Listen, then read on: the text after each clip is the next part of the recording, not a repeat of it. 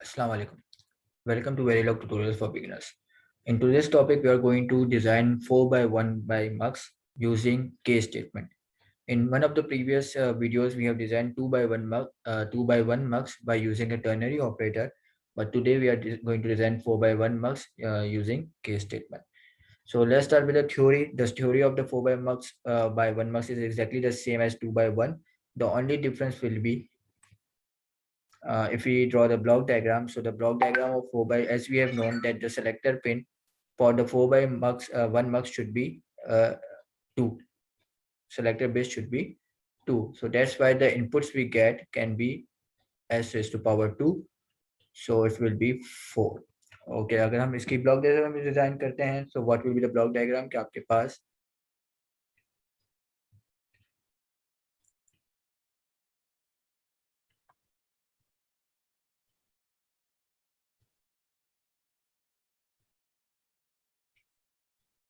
okay, आपके पास 4 inputs होंगे and you will be getting 1 output. So let's say that output is our y and this is a, b, c, d and this is our selector pin.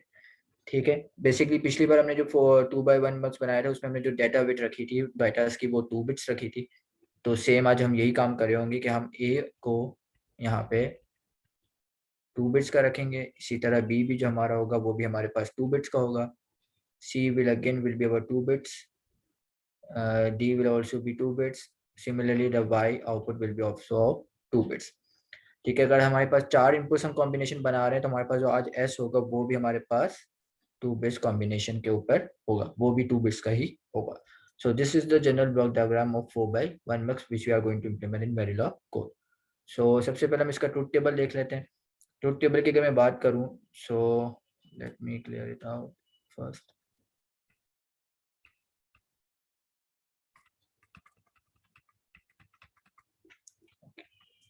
ठीक है, अगर हम truth table की बात करते हैं तो ट्रूथ टेबल के पास आपके पास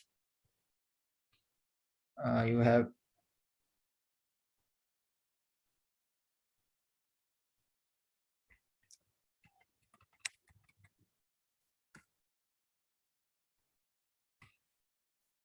give me a minute.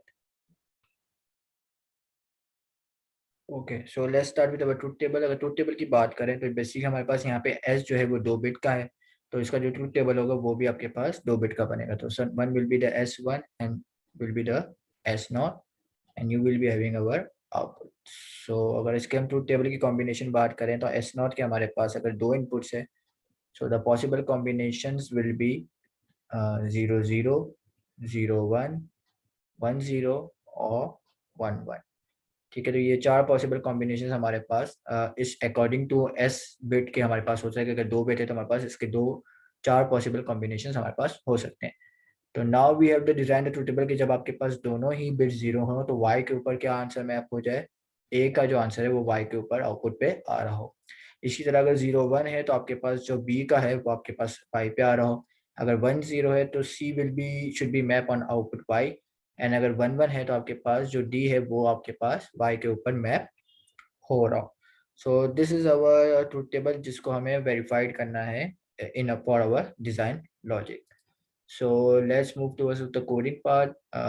यकीनन आपको विजुअल स्टूडियो कोड अब चलाना आ गया होगा. You have to open the Visual Studio Code. वहाँ पे आपको जाके एक नई फोल्डर फाइल बनाना है. नया फोल्डर का आप नाम बेसिकली हम 4 by 1 मक्स रख रहे हैं तो आप इसको कुछ भी नाम रख सकते हैं. अकॉर्डिंग मैं भी केस स्टेटमेंट यूज कर रहा हूँ तो मैं इसको केस का नाम प्रोवाइड कर देता हूँ. ठीक है, once you open the folder you have to make a design file.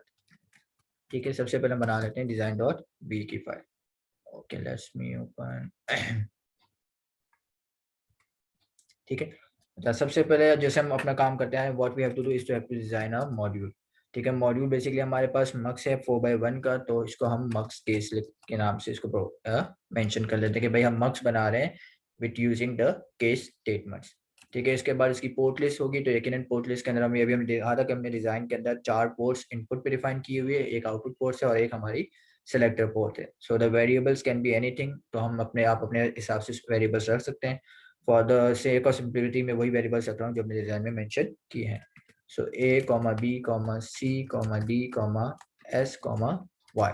These are all the ports जो मैं अपने डिजाइन के अंदर यूज कर रहा हूँ। ठीक है, मॉड्यूल स्टार्ट करने के बाद यकीनन हम उसको एंड मॉड्यूल कर रहे होते हैं। सबसे पहले बाहर जाते हैं हम डिक्लेयरिंग इनपुट्स। ठीक है, अच्छा अभी इनपुट्स को हमने देखा था कि हमारे जो इनपुट्स है वो सिंगल बिट इनपुट्स नहीं थे, वो हमारे पास मल्टी बिट इनपुट्स थे। तो using the input keyword we know, हमने पिछले वीडियोस में देखा हुआ है कि हम मल्टी बिट के इनपुट्स को किस तरह डिक्लेयर करते हैं। सो this is a 2 bit input signal, हम इसको कर देंगे 1:0। so a should be 1:2 bits, b is also 2 bits, c is also 2 bits and d is also 2 bits number। इसी तरह अगर मैं आपकी बात करूं अपने सिग्नल की, कि कंट्रोल सिग्नल की जो हमारे बिट्स हैं वो भी हमारे पास कितनी है, अभी बाय डिफॉल्ट 2 ही है। ठीक है, तो उसको भी हम क्या करेंगे, s के नाम से हम इसको यहाँ पे रिप्रेजेंट कर देंगे कि if s is 1 s is a 2 bit number. इसी तरह सेकेंड पार्ट हमारे पास आता है declaring output, right. So you are using the output keyword. अगर हमारे पास इनपुट 2 बिट्स के हैं तो यकीनन हमारे पास जो आउटपुट होगा वो भी बाय डिफॉल्ट 2 बिट्स का ही होगा इन द केस ऑफ मक्स, क्योंकि आप 2 बिट्स के इनपुट को ही 2 बिट के वायर के ऊपर मैप कर सकते हैं। अगर आप डिफरेंट बिट के इनपुट्स को डिफरेंट बिट्स के इनपुट पे मैप करने की कोशिश करेंगे तो वो या तो आपको एरर देंगे या तो फिर आपका जो डेटा होगा वो प्रॉपर आपका वो लॉस हो जाएगा। अच्छा, अब सवाल, अब बात करते हैं कि केस स्टेटमेंट की। ठीक है, तो केस स्टेटमेंट का अगर लॉजिक डिजाइन की बात करूं, सॉरी, इसमें बेसिकली सबसे पहले हम क्या करते हैं, इंटरिम वायर्स को हम डिक्लेयर करते हैं, इंटरिम वायर्स या सिग्नल्स को। ठीक है, अभी बेसिकली हमें इसकी ज़रूरत नहीं है तो लेट्स लीव इट अलोन। उसके बाद अगर मॉड्यूल को हमें यूज़ करना होता है तो मॉड्यूल इनिशिएशन को यूज़ कर रहे होते हैं। ठीक है, वो भी हमारी अभी पार्ट ऑफ द डिज़ाइन नहीं है। उसके बाद हम अपने लॉजिक को डिज़ाइन कर रहे होते हैं। ठीक है, इसके अंदर बेसिकली हम क्या यूज कर रहे होंगे आज, केस स्टेटमेंट। तो केस स्टेटमेंट का अगर आप सिंबल देखें तो व्हाट वी डू के केस के अंदर हम सबसे पहले कोई ना कोई एक इसका वेरिएबल प्रोवाइड कर देते हैं जिसके ऊपर हमें केस स्टेटमेंट चलाना होता है, और फिर उस वेरिएबल के डिफरेंट कॉम्बिनेशंस के ऊपर हम उसको चेक करते हैं कि भाई इसकी कंडीशंस अगर ट्रू होती है तो ये ऑपरेशन इसके परफॉर्म होने चाहिए। लेकिन वेरिलॉग के अंदर केस स्टेटमेंट यूज करने का एक बड़ा पर्पस है कि आप इसको, जैसे हम डेटा फ्लो मॉडलिंग में असाइन केसमेंट के साथ यूज करते हैं, असाइन कीवर्ड के साथ, हम केस स्टेटमेंट को हमेशा हम प्रोसीजर ब्लॉक्स के अंदर यूज कर सकते हैं। प्रोसीजर ब्लॉक्स हम देख चुके हैं कि इनिशियल एंड ऑलवेज जो ब्लॉक्स होते हैं ये दीज आर द प्रोसीजनल ब्लॉक्स। ठीक है, तो हम उसी को यूज कर सकते हैं। इनिशियल वाला ब्लॉक हम अपने हार्डवेयर डिजाइन के अंदर यूज नहीं करते, तो हम यहाँ पे जो प्रोसीजर ब्लॉक यूज कर रहे होंगे वो हम अपने ऑलवेज वाले ब्लॉक यूज कर सकते हैं। बाय सेइंग सो कि हम अपने ऑलवेज ब्लॉक के अंदर जब भी कोई वेरिएबल डिक्लेयर करते हैं तो वो नेसेसरी है कि वो आपका जो हो रजिस्टर टाइप का कोई वायर हो या कोई सिग्नल हो। ठीक है, तो अगर अभी हमने यहाँ पे जैसे आउटपुट को डिक्लेयर किया हुआ है, वो बाय डिफॉल्ट जब हम सिर्फ आउटपुट रखते हैं तो वो बाय डिफॉल्ट उसको वायर कंसीडर कर रहा होता है। So to make it a register we have to use an keyword of output reg. ठीक है, बेसिकली अगर आप विदाउट रेज के कीवर्ड के अगर वाई को आप के स्टेटमेंट में यूज करने की कोशिश करेंगे या ऑलवेज के ब्लॉक में यूज करने की कोशिश करेंगे तो वो आपको एरर देना शुरू कर देगा। तो you have to make sure कि जब भी आप कोई भी वेरिएबल या कोई भी सिग्नल आप ऑलवेज ब्लॉक के अंदर यूज कर रहे हैं तो आपको उसको रजिस्टर ही डिक्लेयर करना है, वहां पे आप किसी वायर को यूज नहीं कर सकते। So let's start with the always block. तो ऑलवेज ब्लॉक का जो सिंटेक्स है कि आपने ऑलवेज हम टाइप करते हैं। ठीक है, ऑलवेज के बाद सबसे पहले ऑलवेज के बाद आपके पास आती है उसकी सेंसिटिविटी लिस्ट। ठीक है, अब सेंसिटिविटी लिस्ट के बाद आप उसको बिगिन एंड एंड करते हैं। अब इस सेंसिटिविटी लिस्ट के अंदर बेसिकली मक्स है, तो मैं चाहता हूँ कि भाई मक्स के आइदर इनपुट्स चेंज हो या कभी भी कंट्रोल सिग्नल चेंज हो, तो ये मेरा मक्स का जो ये जो ब्लॉक है ये हमेशा चलना चाहिए। तो इसकी सेंसिटिविटी लिस्ट में आप क्या क्या चीजें डाल सकते हैं कि भाई ए, कि अगर ए चेंज होता है और बी और सी और डी और एस। ठीक है, बेसिकली मैं इसको बता रहा हूँ कि भाई इन सारे वेरिएबल्स में से अगर ए चेंज हो या बी चेंज हो या ही सी चेंज हो या डी चेंज हो या एस चेंज हो, तो कोई भी चीज वेरिएबल चेंज होता है तो you have to run this always block. ठीक है, अब इस ऑलवेज ब्लॉक के अंदर सबसे पहले मैं क्या करूंगा, केस स्टेटमेंट डिक्लेयर करूंगा। ठीक है, केस स्टेटमेंट के अंदर मुझे वेरिएबल वो बताना है जिसके ऊपर मैं केस स्टेटमेंट लगाना चाह रहा हूँ। तो मैं अपने इनपुट्स जो हैं, अगर मैं ए बी सी और डी के ऊपर स्टेट केसमेंट लगाता हूँ तो वो इनवैलिड होगा, क्योंकि मुझे अपने इनपुट के ऊपर केस स्टेटमेंट नहीं लगाना, मुझे अपने एस के ऊपर क्या लगाना है, केस स्टेटमेंट लगाना है। तो मैं केस स्टेटमेंट के अंदर यहाँ पे क्या भेज दूंगा, एस। अब एस के अंदर लेकिन आपको पता है कि हमारे पास एस जो है वो 2 बिट्स का है, तो 2 बिट्स के इसके मल्टी 4 कॉम्बिनेशन हमारे पास हो सकते हैं। तो हम इसको किस तरह डिक्लेयर करेंगे कि भाई कौन से कॉम्बिनेशन के ऊपर क्या चले। तो केस के अंदर आप क्या करते हैं कि 2 बिट बाइनरी 0 0, ठीक है। बेसिकली ये हमारा केस नंबर 1 है। अब इस केस नंबर 1 पे मैं बता रहा हूँ कि अगर आपकी एस की वैल्यू 0 0 है तो वो कंडीशन ट्रू होगी, तो उसके ऊपर कोई इसको ऑपरेशनल करना होगा। उसके बाद हम इस कंडीशन के बाद लगाते हैं कॉलन। उसके बाद हमें जो भी ऑपरेशन या हमें कोई कमांड लिखनी है तो हम उसको यहाँ पे लिख रहे थे। तो हर केस जो है आपका बिगिन से स्टार्ट होगा और एंड से एंड होगा, ठीक है। तो यहाँ पे बेसिकली आप क्या लिखेंगे, भाई मुझे y के ऊपर अपना y के ऊपर मुझे क्या असाइनमेंट करनी है, मुझे अपने y के ऊपर अगर मेरे पास 0 0 आता है तो मुझे y के ऊपर अपने a को असाइन करना है।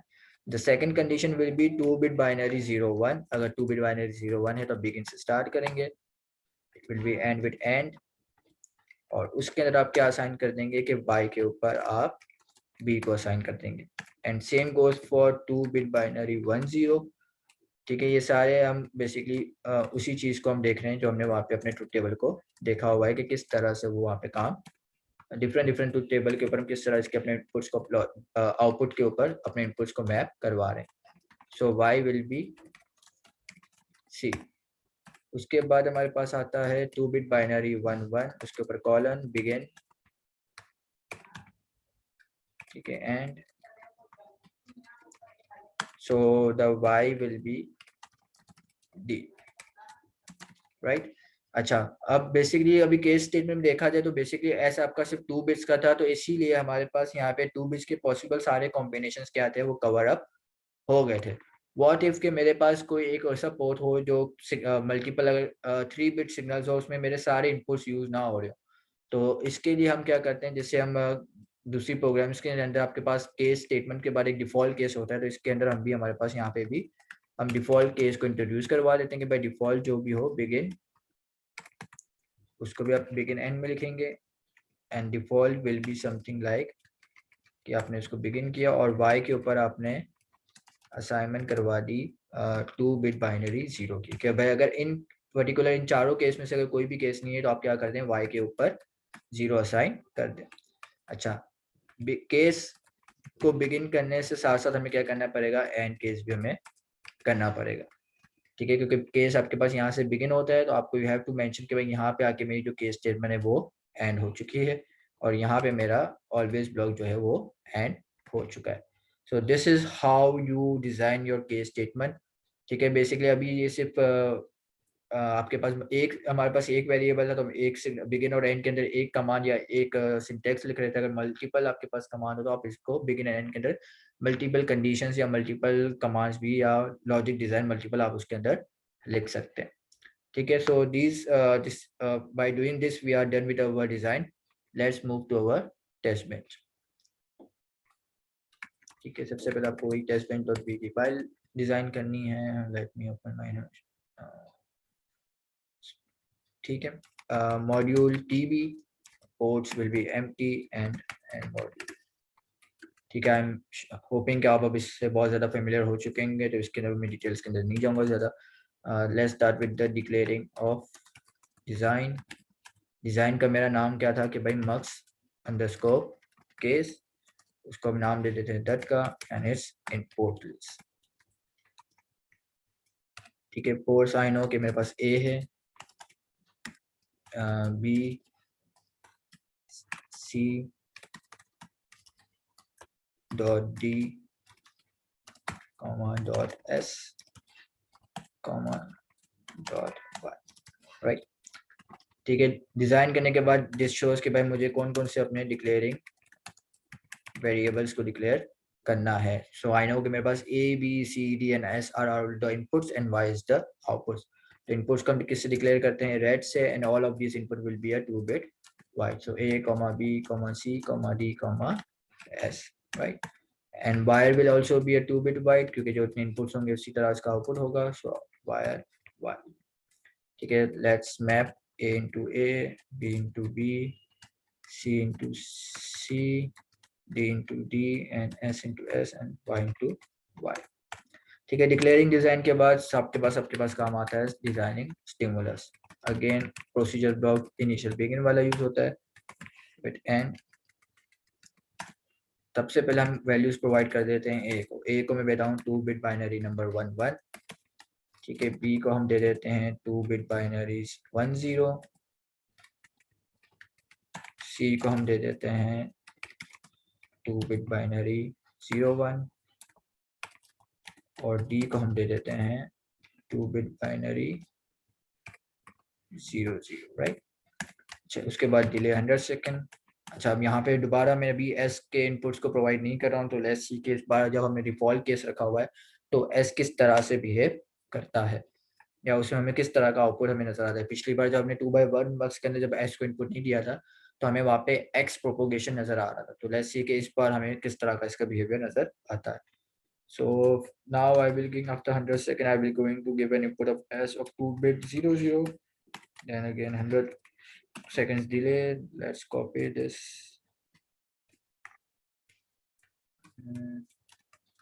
0 0 के बाद 0 1, then 1 0, and then 1 1, right? So we are done with our stimulus part. The last part is declaring dump command. ठीक है, इसको भी हम initial begin से एंड करेंगे और उसके अंदर हमारे पास same keywords dump file dump.bcd और dump bars 0, right? So this shows that we are done with our test bench as well. So let's move over towards our testing. ठीक है, सबसे पहले आप टर्मिनल ओपन कर लें, न्यू टर्मिनल। टर्मिनल के अंदर सबसे पहले चेकिंग यही करनी है कि I am in my same directory जो मैं इसको यूज कर रहा हूँ, एंड उसके बाद आई verilog -o out.vp testbench.p design.v। ठीक है, बेसिकली सक्सेसफुली ये रन हो चुका है, यानी कि मेरे डिजाइन के अंदर कोई भी किस्म का एरर नहीं है। Then write command vvp out.vvp। okay, dump file is also created. Let's open our gtk wave. okay, let's see tb के अंदर आप जब क्लिक करते हैं तो आपके पास यहाँ देखें कि आपके पास जितने भी सारे सिग्नल्स थे वो सारे किस तरह से शो हो रहे हैं, 2 बिट के अंदर आपके पास सिग्नल शो हो रहे हैं। so let's call them b c d s and y. so let's zoom in out। ठीक है, अच्छा सबसे पहले वही कॉम्बिनेशन अगर आपको नजर आ रहा होगा कि जब मैंने पिछली बार हमारे 2/1 बक्स के अंदर जब मैंने एस को कोई वैल्यू नहीं दी थी तो उस वक्त वाई के ऊपर भी मेरे पास क्या आ रहा था, एक्स आ रहा था। लेकिन today something is different happen. अब क्योंकि केस डिफॉल्ट के अंदर आपने केस स्टेटमेंट के अंदर एक डिफॉल्ट केस को मेंशन किया हुआ था, तो जब उसको एस एस उन पर्टिकुलर कॉम्बिनेशन से नहीं मिला तो उसने उसको कहाँ पे चला दिया, उसने डिफॉल्ट केस के ऊपर चला दिया। तो डिफॉल्ट केस के अंदर हमने उसको एक बाय डिफॉल्ट एक वैल्यू असाइन की हुई थी जो हमने 0 0 की असाइन की हुई थी। अगर उसको कोई भी केस उसका ट्रू नहीं हुआ तो उसने डिफॉल्ट के अंदर जो भी उसको वैल्यू असाइन करनी थी उसने वाई के ऊपर वो वैल्यू असाइन यहाँ पे कर दी। तो आप देख सकते हैं कि जब मैंने एस को कोई वैल्यू असाइन नहीं की थी तो उसने मेरे पास जो डिफॉल्ट केस की वैल्यू 0 थी वही मेरे वाई के ऊपर इसने मैप कर दी है। उसके बाद सेकेंड इनपुट हमने क्या दिया कि हमने एस को 0 कर दिया। तो 0 के according to our truth table कि जब हमारे पास दोनों 0 हो तो हमें ए को मैप करना था वाई के ऊपर। तो लेट्स सी कि जब हमारे पास दोनों एस 0 है तो क्या हमारे पास वाई पे जो आंसर आ रहा है 1 1 वो एग्जैक्टली हमें कहाँ से आ रहा है, जो हमारा ए का इनपुट हमने प्रोवाइड किया था। उसके बाद अगर जब हमने एस को 0 1 किया है तो सेकंड ट्रूथ टेबल शोज कि जब आप 0 1 करेंगे तो आपके पास बी जो है वो वाई के ऊपर मैप होना चाहिए। सो लेट्स सी कि हमारे पास जब हमने इसको 0 1 किया है तो हमारे पास जो y की वैल्यू आ रही है वो एग्जैक्टली मैच करती है आपकी b की वैल्यू के साथ। उसके बाद थर्ड कॉम्बिनेशन हमारा था कि जब हमने s को 1 0 किया तो 1 0 के ऊपर c की जो वैल्यू थी वो c के y के ऊपर हमें शो होनी चाहिए। तो जब हमने s को 1 0 किया तो y के ऊपर जो वैल्यू शो हो रही है 0 1 एग्जैक्टली वो मैप करती है आपके c के साथ। तो यू कैन सी के c जब 0 1 है तो हमारे पास y भी क्या आ रहा है 0 1। इन लास्ट के हमने जब बोला कि हमारे पास एस एस जो है वो दोनों 1 हो तो हमारे पास जो डी की वैल्यू हो वो मैप हो रही हो किसके ऊपर, वाई के ऊपर। सो यू कैन सी कि जब हमने वाई एस को 1 1 रखा है तो डी की वैल्यू जो थी जो हमें y पे जो वैल्यू नजर आ रही है 0 0 भी एग्जैक्टली हमें कहाँ की नजर आ रही है, जो हमारी d की वैल्यू है।